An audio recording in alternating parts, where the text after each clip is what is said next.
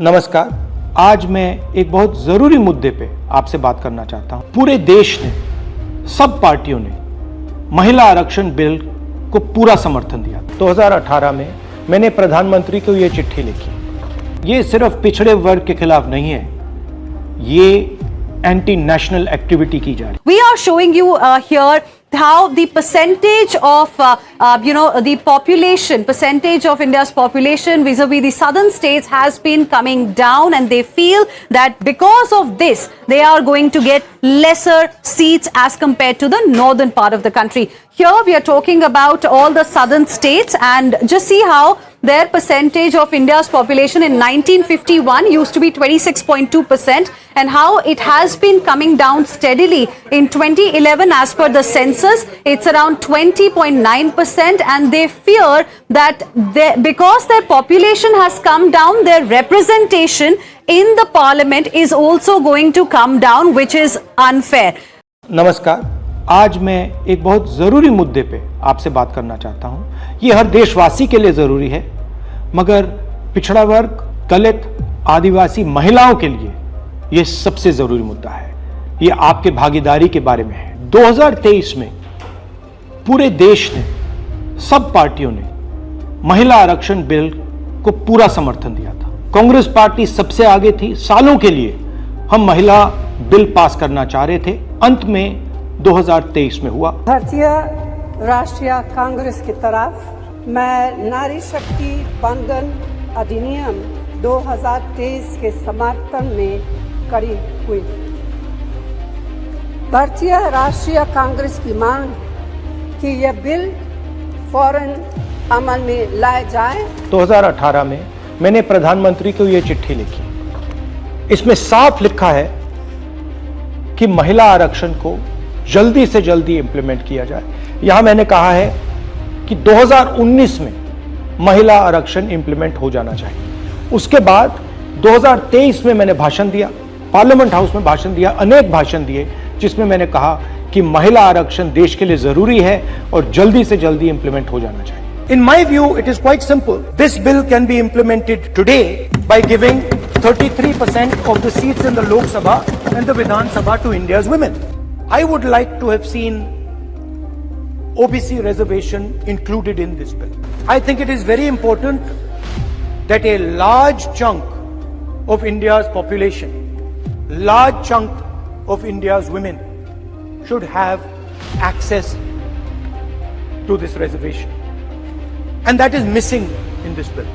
भाई और बहनों, अब बहुत बड़ी बेईमानी की जा रही है। प्रधानमंत्री नहीं चाहते कि कास्ट सेंसस, नए सेंसस, ओबीसी सेंसस के बेसिस पे यह निर्णय लिया जाए।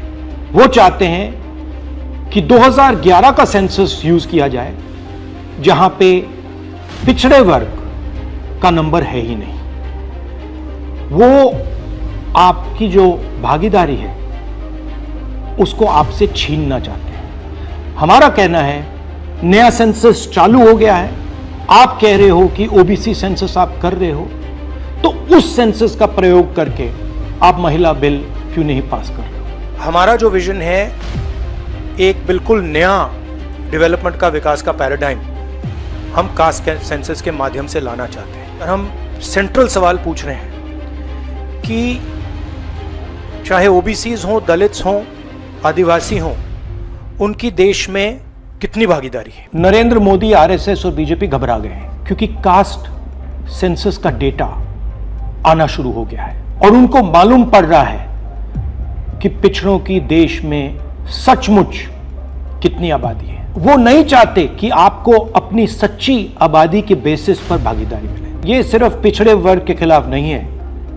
ये एंटी नेशनल एक्टिविटी की जा रही है, क्योंकि पिछड़ा वर्ग 50% है, उसको भागीदारी मिलनी चाहिए। और प्रधानमंत्री आपकी भागीदारी आपसे छीन रहे हैं और आपको झूठ बोलने की कोशिश कर रहे हैं। इनका जो प्रपोजल है, इसमें एक और बहुत खतरनाक चीज हो रही है। सच्चाई यह है कि अगर जो मोदी जी चाहते हैं हो जाए, तो जो छोटे स्टेट्स हैं, साउथ के स्टेट्स हैं और नॉर्थ ईस्ट के स्टेट्स हैं, उनका रिप्रेजेंटेशन कम हो जाए। उनको भयंकर नुकसान होने वाला है और मैं इसको एंटी नेशनल एक्टिविटी मानता हूं। हमारा जो स्टैंड है वो बिल्कुल क्लियर है। अगर आपको करना है तो ओबीसी सेंसस का जो डेटा है उसके बेसिस पे कीजिए, 2026 के सेंसस के बेसिस पे कीजिए, 2011 के सेंसस के बेसिस पे मत कीजिए, क्योंकि उसमें ओबीसी का, पिछड़े वर्ग का कोई डेटा नहीं है। और अगर आप सचमुच में विमेन्स बिल इंप्लीमेंट करना चाहते हो तो आपके पास विमेन्स बिल पड़ा हुआ है, उसको आप इंप्लीमेंट कीजिए, हम आपको पूरा समर्थन देंगे। मगर पिछड़े वर्ग, सदर्न स्टेट्स, छोटे स्टेट्स के खिलाफ हम आपको काम नहीं करने देंगे। मोदी जी, मैं समझता हूं कि आप देश को मैसेज देना चाहते हो कि आप प्रो विमेन हो। मैं जानता हूं कि आप एप्स्टीन फाइल से घबराए हुए हो। 35 लाख फाइलें यूएस में बंद पड़ी हैं, चाबी ट्रंप जी के हाथ में है और आप उससे डरे हो। मगर यह तरीका नहीं है। आप चाहते हो कि आपके मुताबिक सीटें बढ़ें, आपके मुताबिक डिलिमिटेशन हो और पिछड़े वर्ग को कुछ ना मिले। हम ये नहीं होने देंगे। पुराना डेटा नहीं चलेगा। 2026 कास्ट सेंसस का डेटा ही चलेगा। हम आपको पिछड़े वर्ग से चोरी नहीं करने देंगे। हिस्सा चोरी बंद करो। पिछड़ा वर्ग, दलित, आदिवासियों को उनका हक दो।